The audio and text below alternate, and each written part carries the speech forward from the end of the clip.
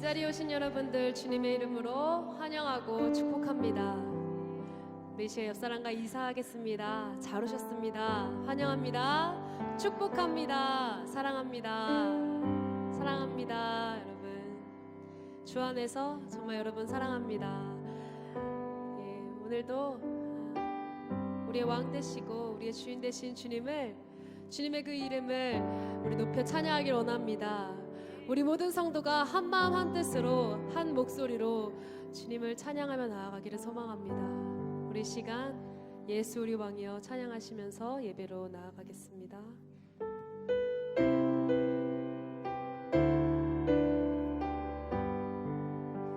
예수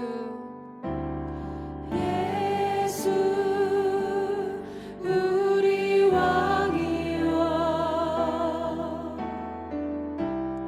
이곳에 오셔서 보좌로 주여 임하사 찬양을 받아 주소서. 주님을 찬양하오니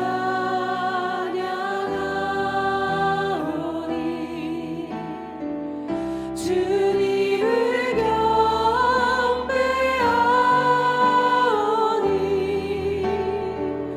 왕이신 예수여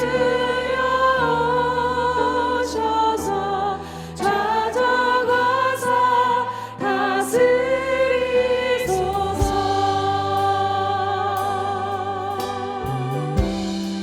예수 우리 왕이여 예수 우리 왕이여 이곳에 오셔서 보좌로 주여 임하사 찬양을 받아 주소서. 주님을 찬양하오니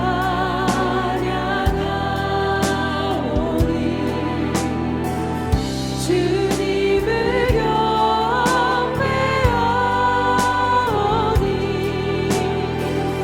왕이신 예수여 오셔서 찾아가사 다스리소서.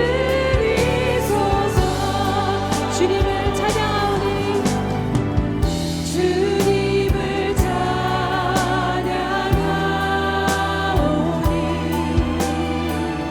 주님을 경배하오니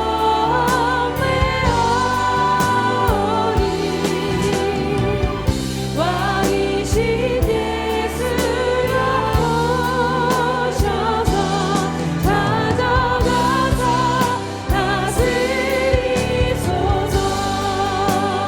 우리 목소리 높여서 다시 한번 고백합니다. 예수 우리 왕이여 예수 우리 왕이여 주님 이곳에 오시옵소서. 이곳에 오셔서 보좌로 주여 임하사 찬양을 받아 주소서. 주님을 찬양하오니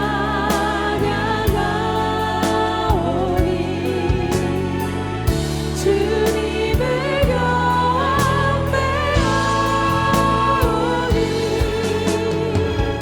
왕이신 예수여 오셔서 찾아가사 다스리소서. 찾아가사 다스리소서.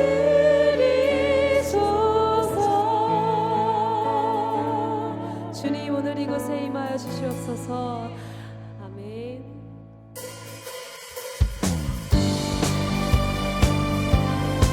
우리의 왕 되신 주님을 찬양하며 나아갑니다.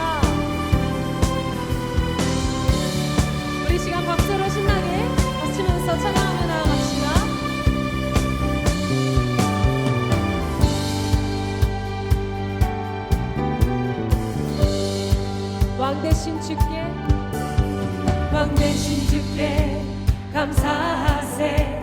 그 사랑 영원하리라. 모든 것 위에 뛰어나신 주 그 사랑. 다시 한번 고백합니다. 왕 대신 주께 감사하세. 그 사랑 영원하리라. 모든 것 위에 뛰어나신 주 그 사랑 영원하리라. 찬양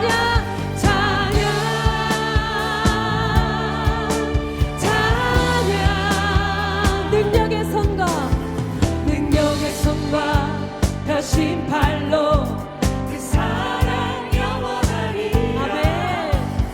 거듭난 영혼들을 위하여 그 사랑 영원하리라. 찬양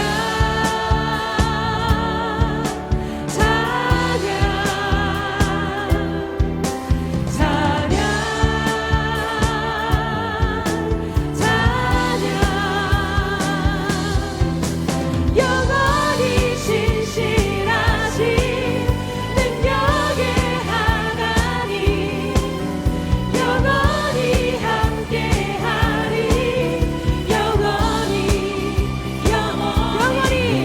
영원히 신실하신 능력의 하나님 영원히 함께하리.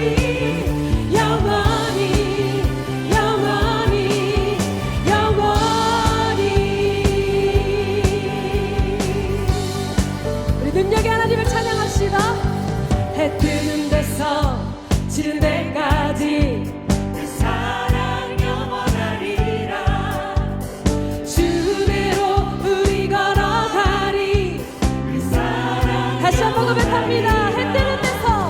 해 뜨는 데서 지는 데까지 그 사랑 영원하리라. 주대로 우리 걸어가리. 그 사랑 영원하리라.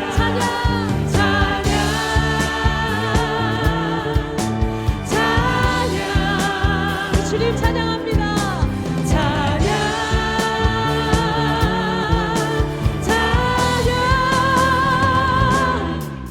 영원히 신실하신 능력의 하나님 영원히 함께하리.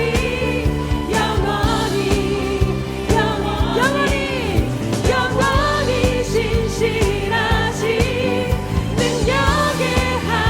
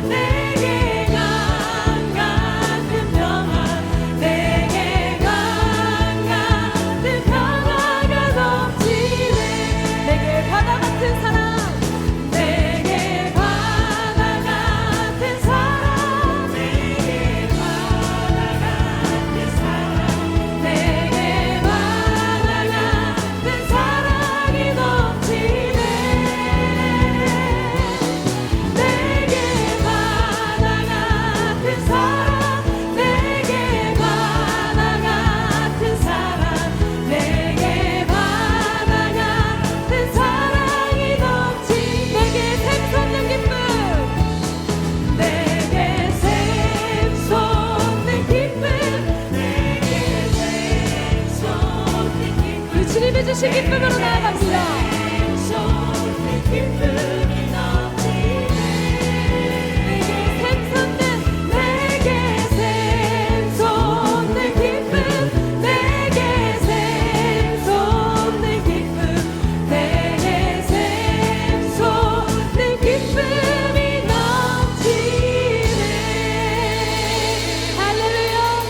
기쁨 허락하신 주님, 우리 찬양과 영광의 박수 올려드립니다.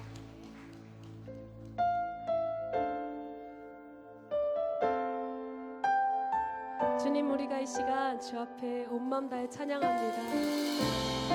우리 이 시간 이 찬양의 가사 드리면서 예배로 나아갑니다. 주님과 함께하는 주님과 함께하는 이 고요한 시간 주님의 보좌 앞에 내 마음을 쏟네 모든 것 아시는 주님께 감출 것 없네 내 맘과 정성 다해 주 바라나이다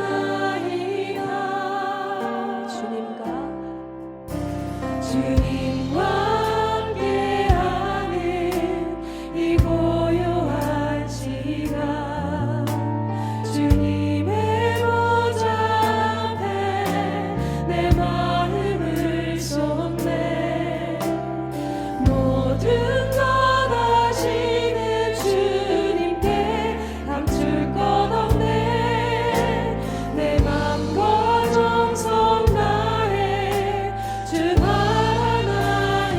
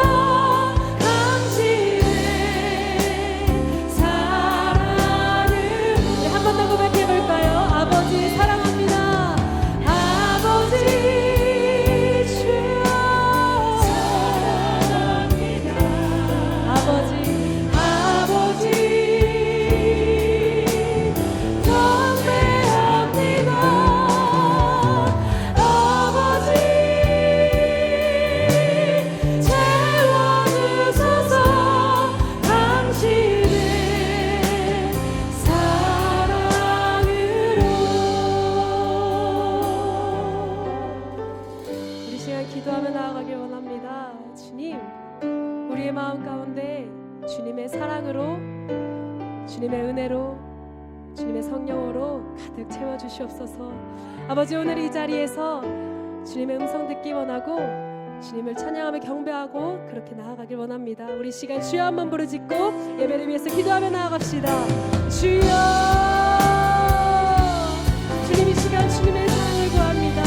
주님의 인자하심을 구합니다. 오늘 이 시간 우리 안에, 우리 각자의 사람 안에 주여 아버지 찾아가 주시옵소서.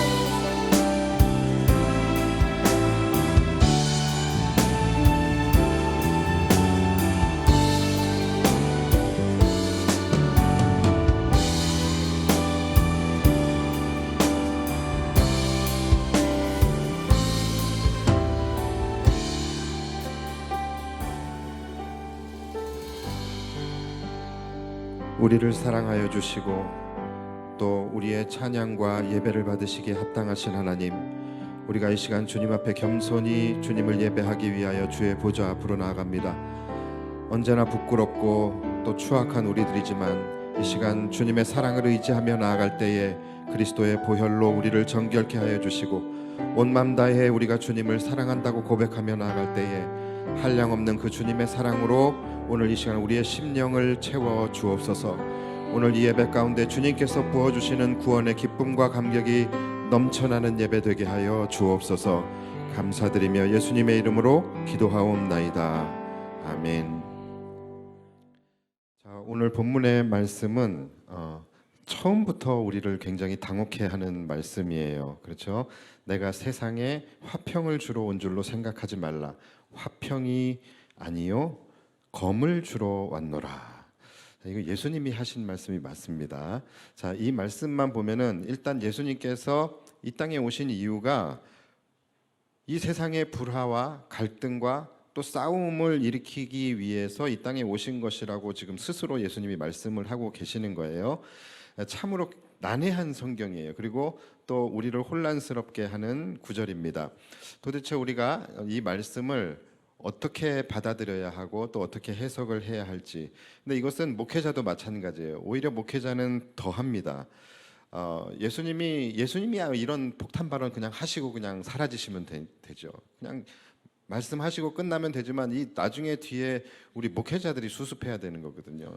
이걸 어떻게 해석해서 여러분들에게 예수님을 오해하지 않도록 잘 여러분들에게 한마디로 실드를 쳐야 되는데 이걸 어떻게 해야 할지 이 본문은 정말 우리 목회자들도 굉장히 힘들어하는 말씀입니다. 예수님이 평화의 왕으로 오셨잖아요. 평화의 왕으로 오셨다라고 해놓고 이제 와서 내가 평화를 주러 온 것 같아? 천만에 나는 평화를 주러 온 게 아니라 검을 주러 온 거야. 이렇게 말씀을 하시는 거예요. 너무 충격적인 말씀이거든요. 지금까지 예수님 거짓말 하셨던 건가? 아니면 이제야 본색을 드러내시는 건가? 우리가 굉장히 오해할 수밖에 없는 말씀입니다. 이 부분은 정말 나중에 천국 가서 예수님에게 물어보고 싶어요. 꼭 이렇게 이야기해야만 했었는지. 어차피 참 저보다 여러분들이 먼저 가시기로 했으니까 여러분들이 먼저 물어봐 주시면 좋을 것 같아요. 자, 과연 이게 무슨 뜻일까요? 저는 이 말씀에 대해서 오늘 여러분들에게 해석을 해드릴 텐데 특별히 제가 이 말씀을 가지고 여러분들에게 예수님을 변호하거나 실드를 치거나 또는 억지로 막 어떤 영적 의미를 부여해서 이 말씀을 미화시키려고 하지 않을 겁니다. 그리고 또 이 말씀은 그렇게 해서도 안 되는 말씀이에요. 자, 오늘 본문의 말씀들은 비유라든가 또는 어떤 영적 새로운 의미가 있는 그런 말씀이 아니라 이 말씀 그대로예요. 그냥 날거 그대로 여러분들이 이해하셔야 되는 말씀이에요. 내가 세상에 화평을 주러 온 것이 온 줄로 생각하지 말라. 화평이 아니요 검을 주러 왔노라. 이 말씀 그대로입니다. 자, 그렇다면 예수님께서 왜 스스로 나는 화평을 깨는 사람이라고 그 말씀을 하셨을까요? 자, 그 이유가 뭘까요? 그 이유는 잘 들으셔야 됩니다. 화평을 깨지 않으면 화평을 이룰 수 없기 때문이에요. 굉장히 역설적이고 더 난해해지죠. 자, 좀 더 이해하기 쉽게 말씀을 드리면 진짜 평화를 위해서는 가짜 평화, 유사 평화가 깨져야만 한다라는 말씀인 것이죠. 진짜 하늘의 평화를 누리기 위해서는 세상의 평화는 깨질 수밖에 없음을 말씀하고 계시는 것입니다. 그래도 잘 이해가 되지 않지요. 자, 그러실 거예요. 자, 그런데 여러분 우리의 삶을 한번 들여다 보시면 이해가 되실 거예요. 우리는 영원한 멸망으로부터 구원을 받은 자들이고 또 그 구원을 얻기 위해서 또 하늘나라의 소망, 하늘나라의 평안과 평화 이것을 우리가 소유하기 위해서 우리는 이 땅에서 믿음을 지키며 살아가는 사람들입니다. 그렇죠? 자, 그런데 문제가 뭐냐면 이 땅에서 믿음을 지키며 살아간다라는 것이 결코 쉽지가 않다라는 거예요. 우리가 믿음을 지키며 이 세상에서 살아가려면 항상 우리는 세상의 저항을 만나게 됩니다. 그리고 세상과 대립구도, 갈등구도가 항상 일어나게 됩니다. 자, 제가 지난주에 말씀드렸듯이 우리 그리스도인들은 세상 사람들과 본질적으로 다른 사람들입니다. 우리는 하늘에 속한 자들이에요. 그리고 세상 사람들은 세상에 속한 자들입니다. 그렇기 때문에 정체성 자체가 달라요. 그렇기 때문에 생각하는 것이 다르고 가치관이 다르고 세계관이 다르고 사고의 흐름이 다르고 모든 것이 우리는 세상 사람들과 다릅니다. 자, 그렇다면 이 말은 무슨 말이냐면 우리는 세상에서 세상 사람들과 함께 더불어 살아갈 때에 반드시 대립과 갈등으로 나아갈 수밖에 없음을 의미하는 것입니다. 자, 그런데 문제가 뭐냐면 그 대립이, 그 갈등이 모르는 사람들과의 관계 속에서 일어나는 것이 아니라 나와 관계된 사람들, 심지어 나와 사랑하는 사람들, 나와 관계하는 사람들과의 관계 속에서 이 갈등과 대립이 일어나게 된다라는 것입니다. 가깝게는 나의 가족이 될 수 있고요. 나의 지인 또는 나의 직장 동료, 사회에서 만난 관계들, 이러한 자들과 함께 더불어 살아가면서 우리는 그들과 갈등과 대립을 우리는 경험할 수밖에 없게 된다라는 것입니다. 실제로 여러분 우리가 신앙생활을 하는 데 있어서 또 우리가 믿음을 지키며 살아가는 데 있어서 가장 큰 장애물이 되는 것이 뭡니까? 가장 큰 걸림돌이 뭐예요? 죄악된 세상? 아니에요. 또 기독교를 미워하고 비판하는 세상 사람들? 그들도 아니에요. 여러분 기독교 미워하는 안티크리스찬 그러지만 우리가 살면서 그런 사람들 얼마나 많이 만나봅니까? 별로 만나지 못해요. 또 기독교를 탄압하는 대적자들의 박해와 핍박 이런 건 우리나라에 없지요. 그러니까 우리가 믿음을 지키면서 살아가는 데 있어서 가장 걸림돌이 되는 사람들은 사실 우리와 관계된 사람들입니다. 나와 가장 가까이 있지만 주님을 알지 못하는, 주님을 믿지 못하는 나의 가족들이 있을 수 있겠고 또 나의 지인들이 있을 수 있겠고 나의 직장 동료들을 비롯하여 사회에서 관계하는 사람들, 나와 관계된 사람들이라는 것이죠. 항상 갈등은 여기서부터 시작이 되게 됩니다. 왜냐하면 우리 그리스도인들은 삶의 방향이 분명하게 정해져 있습니다. 우리의 삶의 가치는 우리는 오직 예수 그리스도죠. 그래서 우리는 예수 그리스도를 따라 살아가고 예수 그리스도를 위해 살아가고 예수 그리스도를 위해 일하고 항상 예수 그리스도를 우리의 마음의 중심에 모시고 우리는 하나님 중심의 삶을 살아가고 있는 자들이에요. 자, 그러다 보니까 여기에 대해서 세상 사람들은 별로 그렇게 크게 관심을 갖지 않습니다. 특별히 우리를 모르는 사람들, 우리와 관계없는 자들은 우리가 어떻게 살아가든지 말든지 거기에 대해서 전혀 관심이 없어요. 알지도 못해요. 왜요? 그들의 삶에 영향을 주지 않기 때문에 그래요. 그런데 우리와 더불어 살아가는 나의 가족, 나의 동료들은 다릅니다. 우리의 삶의 초점이 예수에게 맞춰져 있고 예수를 위해 살고 예수를 우리의 삶의 중심에 놓고 살아가는 것에 대해서 그들은 다분히 예민합니다. 왜냐하면 그들의 삶에 실제적인 영향을 주기 때문이에요. 그들의 표현으로 한다면 그들의 삶에 피해를 주기 때문에 그런 것이죠. 근데 그도 그럴 것이 제가 우리와 그들은 본질적으로 추구하는 것이 다르다 그랬잖아요. 우리들은 추구하는 것이 뭡니까? 우리는 예수를 위해 살아요. 그리고 예수를 모시고 살고 또 예수를 우리가 예수 중심의 삶을 살아갑니다. 그런데 그들은 예수 중심이 아니라 자기 중심이에요. 그들은 자기 중심적 삶을 살아가요. 그래서 그들에게는 항상 자신을 위해 살고 자신을 위해 일하고 자신의 유익이 삶의 중심에 자리 잡혀 있는 사람들입니다. 그렇기 때문에 서로 이게 대립이 일어날 수밖에 없는 거예요. 그래서 예수를 위해 사는 우리들이 자신들에게 피해를 준다라고 생각을 합니다. 또 배려가 없고 이기적인 사람들이라고 생각을 하게 된다라는 거예요. 실제로 우리의 삶에서 그렇잖아요. 혼자서는 평상시에 밥도 잘 차려 먹고 또 나가서 밥도 잘 사 먹는 사람이 꼭 주일날만큼은, 주일 점심만큼은 하늘이 두 쪽이 나도 아내가 차려주는 밥을 먹어야 돼, 집에서.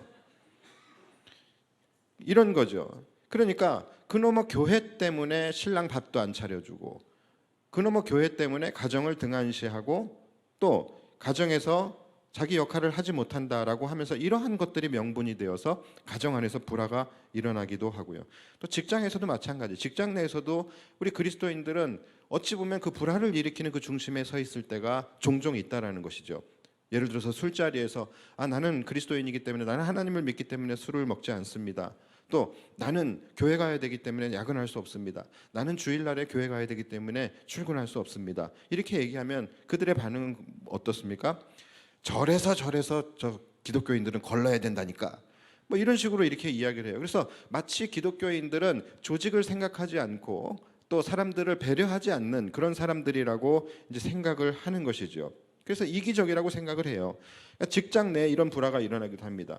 이처럼 믿지 않는 가족들은 그들 나름대로 너가 예수 믿기 때문에, 그것 때문에 우리 가족에 피해가 온다라고 생각을 하고, 직장 동료들은 너가 예수 믿어서 우리가 피해를 본다라고 생각을 합니다.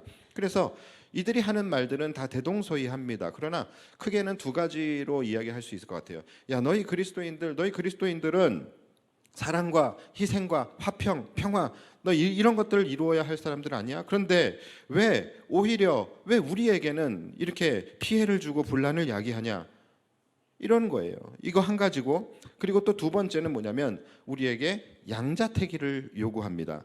교회야 나야, 교회야 가족이야, 교회야 직장이야.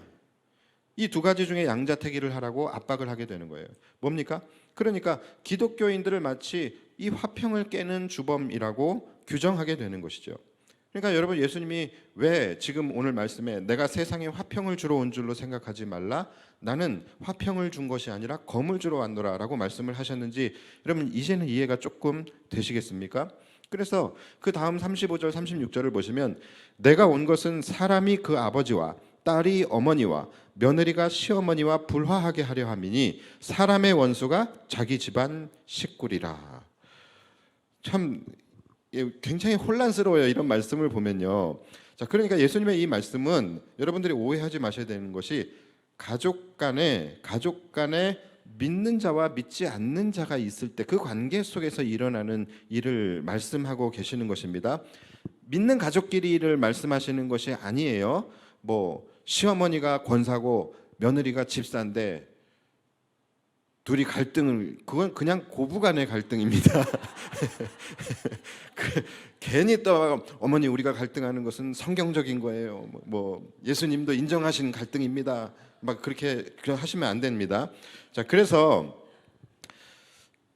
우리 성도들은 하나님의 백성이 되고 또 예수님의 제자가 되는 순간 가정에서부터 시작해서 세상과의 불화가 일어나게 된다라는 것이죠. 그래서 여러분, 온 가족이 함께 신앙생활하는 것이야말로 은혜 중에 은혜이고 축복 중에 축복인 줄 믿으시기 바랍니다. 정말로 그것이 여러분 정말 큰 축복이에요. 그렇지 않은 분들은 아마 제 말을 100% 공감하실 거예요. 예, 가족 중에 믿지 않는 사람이 있어서 그것 때문에 내가 신앙생활하는 데에 걸림돌이 되고 그것 때문에 가정 안에서 불화가 일어나시는 분들은 평생의 소원이 우리 가족이 함께 교회 다니는 거예요. 우리 가족이 구원받는 거예요. 그만큼 절실합니다. 한 가족이 함께 교회를 다니는 것은 굉장히 큰 은혜인 것이죠. 그래서 여러분, 결혼을 할 때도 반드시 믿는 사람과 하라는 거예요. 다른 이유 때문이 아니에요. 신앙의 문제가 바로 가정 불화의 큰 원인이 될 수 있기 때문에 그래요. 사단이 얼마나 교활한데 그것을 그냥 가만히 내버려 두겠습니까? 그렇지 않다라는 거예요. 그래서 항상 믿지 않는 식구들은 우리의 신앙생활에 걸림돌이 되고 가정 불화의 또 원인이 되기도 해요. 그래서 그들은 항상 우리에게 이렇게 다가옵니다. 너는 가족보다 교회가 더 중요하냐? 가족이야 우리야, 둘 중에 하나 선택해. 신앙을 포기할래? 가정을 포기할래? 심지어 저는 목회자인데도 불구하고 저는 우리 사모에게 가끔 그렇게 얘기를 해요. 교회 너무 막 늦게까지 막 일하고 그러면, 아니 에스더가 내일 학교 가야 되는데, 에스더가 막 기다리다가 막 지쳐가지고 카페에서 막 잠들어 있으면 얼마나 안쓰러운지 몰라요. 그러면 제가 뭐라고 막 합니다. 신앙이 중요해? 가정이 중요해?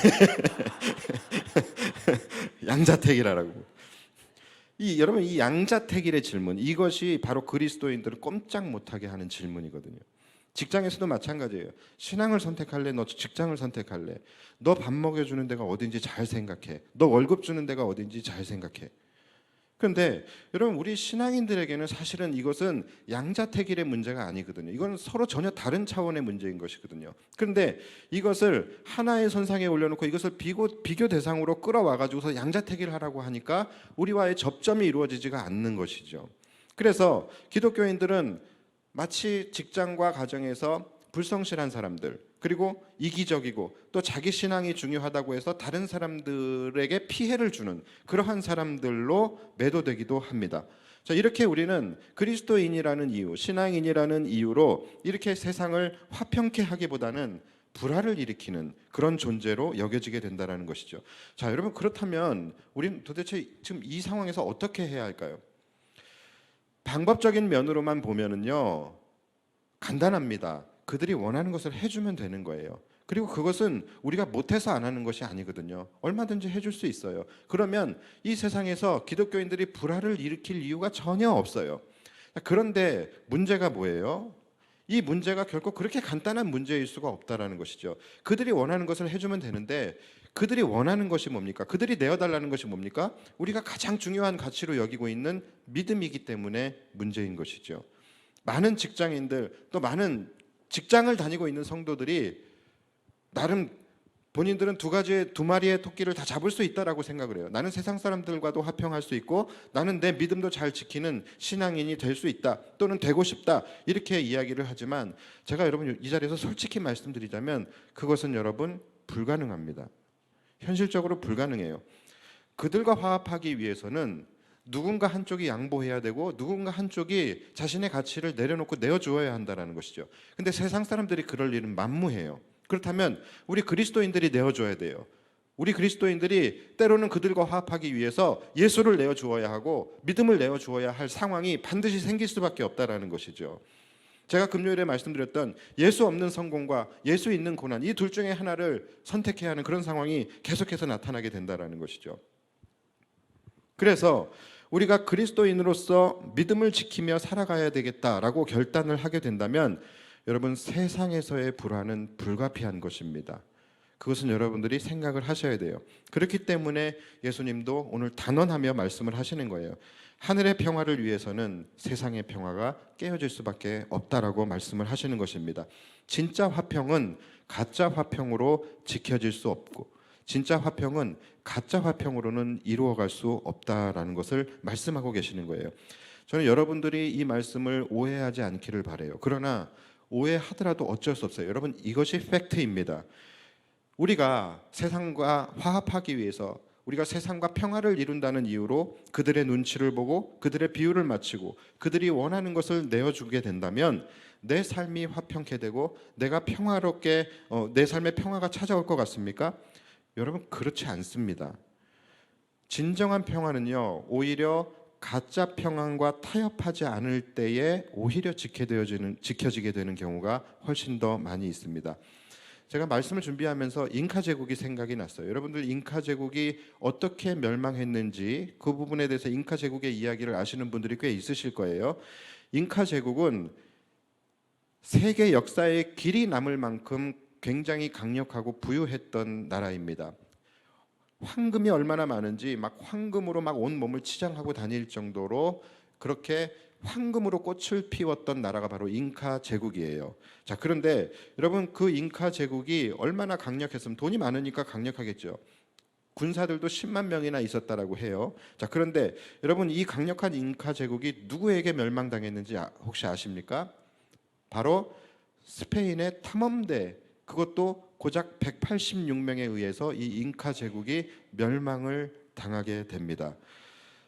때는 1532년, 당시 잉카 제국의 황제 이름이 아타우알파라는 사람이에요. 근데 이제 이 잉카 제국의 그 안에 어떤 이상한 침입자들이 들어왔다라는 보고를 받게 돼요. 그들이 누구냐면 바로 스페인의 탐험대 피사로 일행들이에요.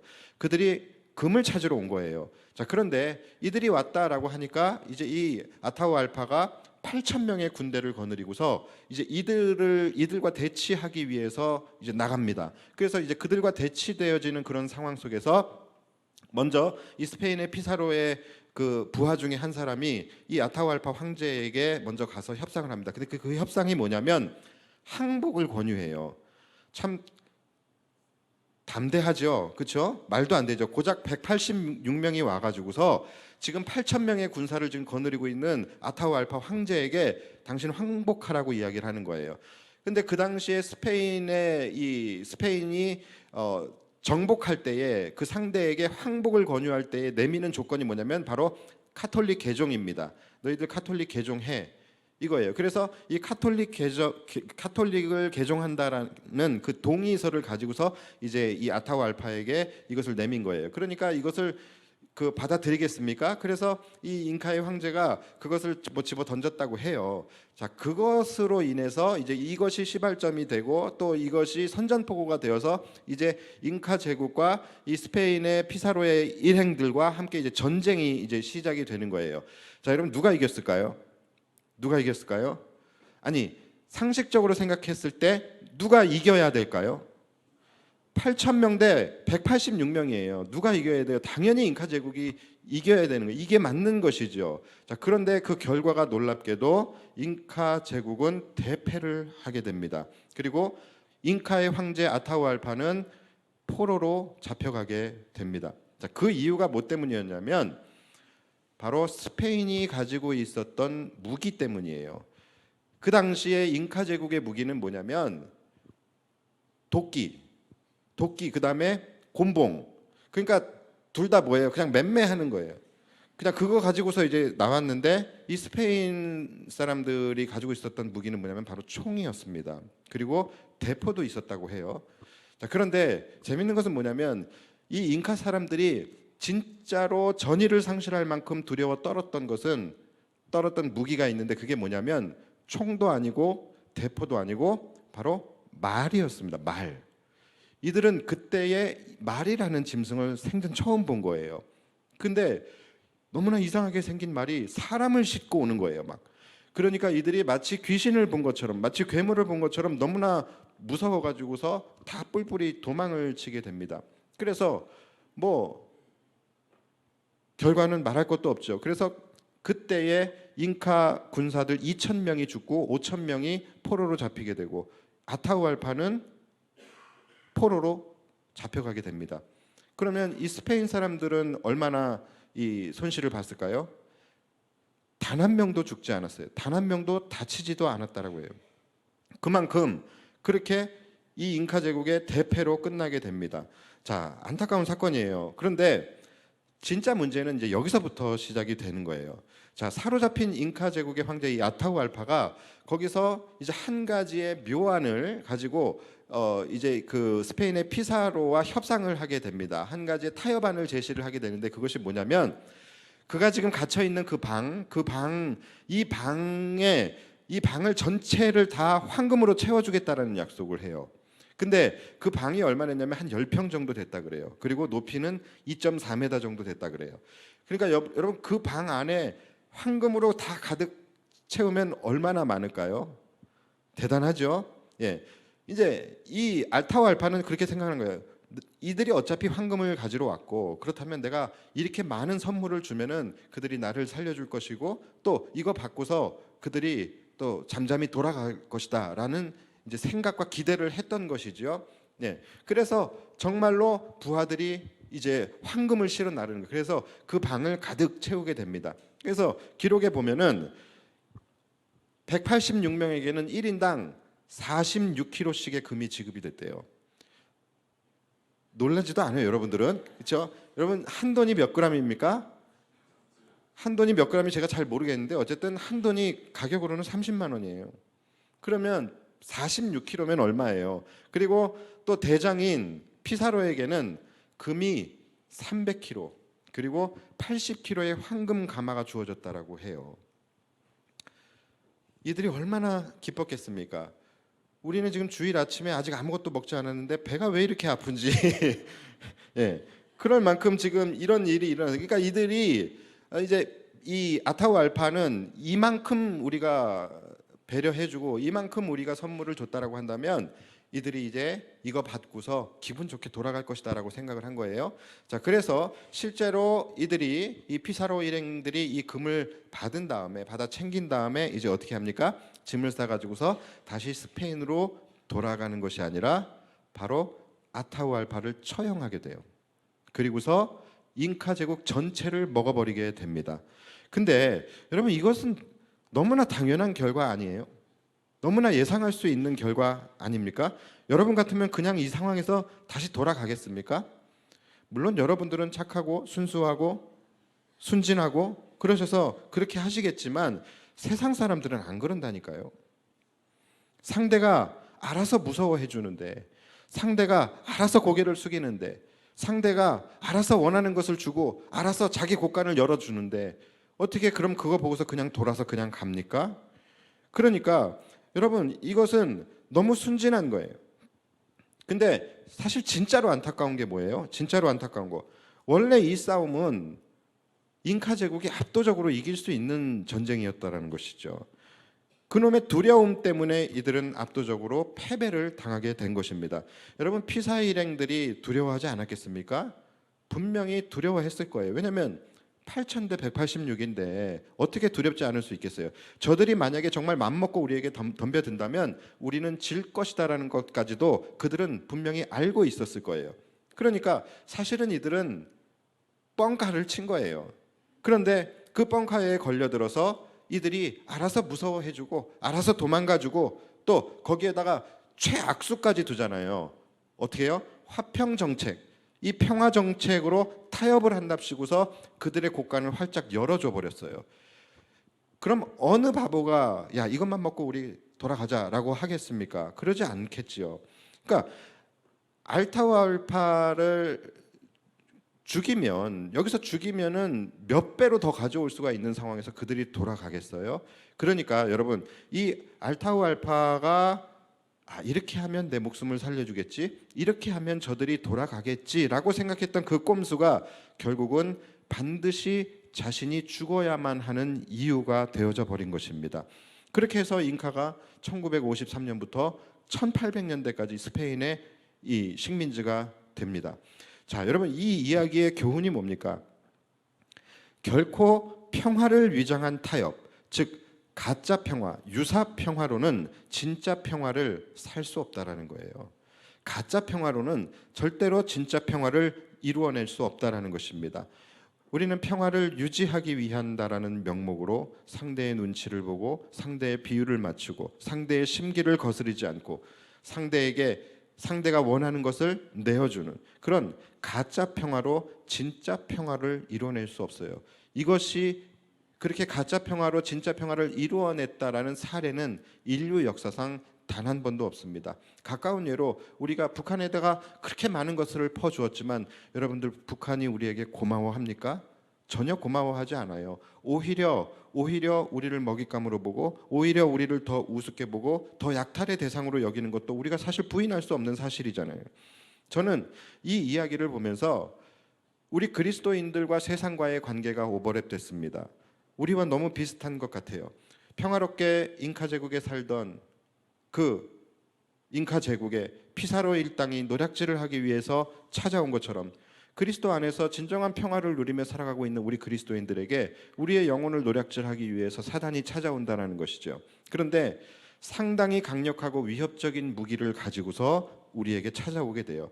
이들이 생전 처음 보는 소총과 말과 또 대포 앞에서 이들이 완전히 전의를 상실하고 압도당했던 것처럼 여러분, 사단이 우리에게 찾아와서 우리 한번 흔들어 버리면요, 우리는 그 두려움 때문에 압도당하게 됩니다. 그런데 실체는 어때요? 이들은 186명밖에 없었던 거예요. 여러분, 마찬가지예요.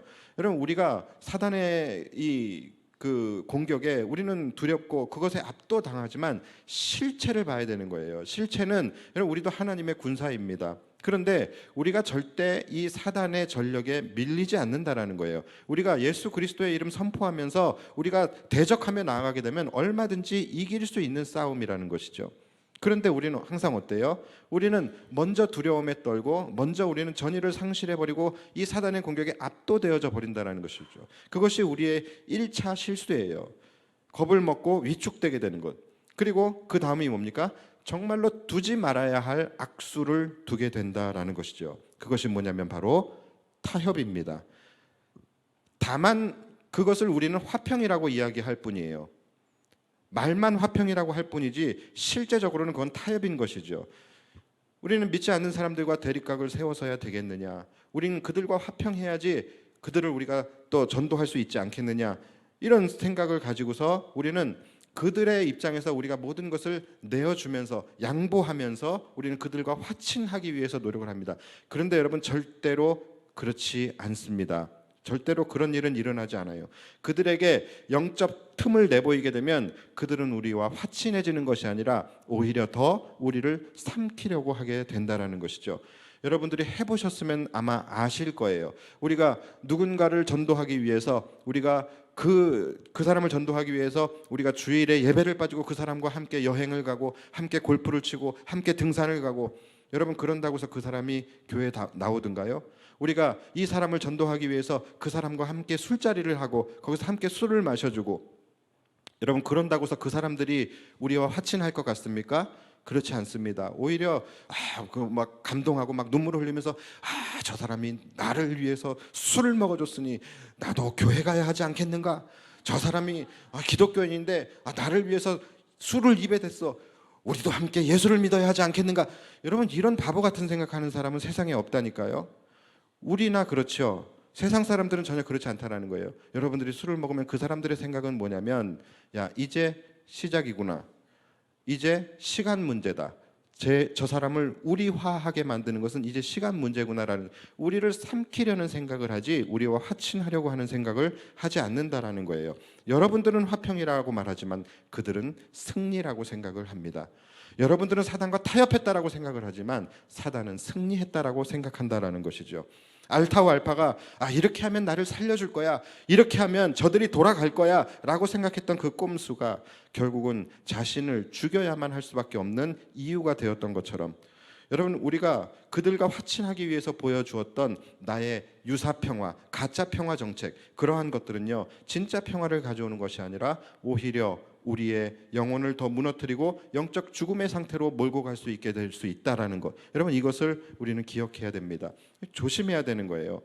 우리가 그들과 타협하는 이유는 뭐예요? 나름 좋은 명분들이 많이 있죠. 그들과 대립하는 게 싫어서 내가 그들로부터 고립되어지는 것이 두려워서 또는 교회가 욕먹는 게 싫어서 그들과 분리되어지는 게 싫어서 여러 가지 이유가 있겠지만 오늘 예수님께서는 그것이 정상이라고 말씀을 하고 계시는 거예요.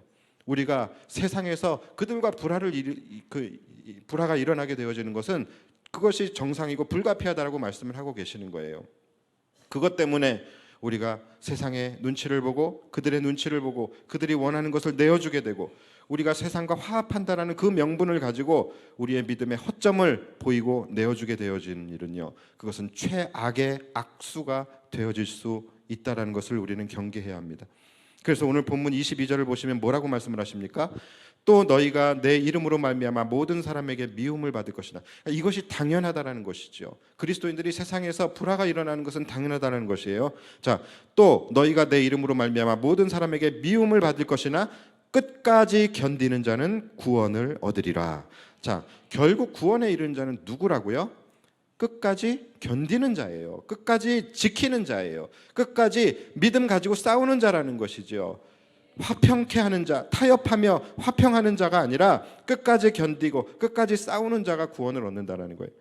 그래서 예수님은 화평을 주러 온 것이 아니라 검을 주러 왔다라고 말씀을 하시는 것입니다. 자, 오해하지 마세요. 그렇다고 해서 우리는 세상과 무조건적으로 대립해야 하고 세상과 싸워야 한다라는 말씀이 전혀 아니에요.